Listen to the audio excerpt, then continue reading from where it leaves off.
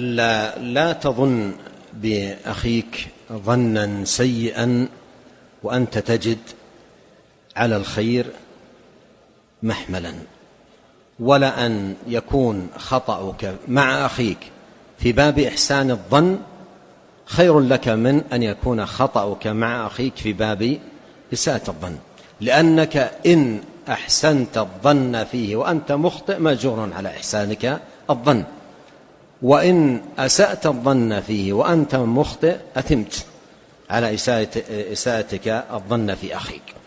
ولهذا يحذر المرء من مثل هذا، وخاصة يعني الظنون هذه التي هي في الحقيقة من إلقاء الشيطان لإلقاء العداوة بين الإخوان. ولهذا في أدنى موقف يأتي الشيطان ويلقي في نفس المرء أسوأ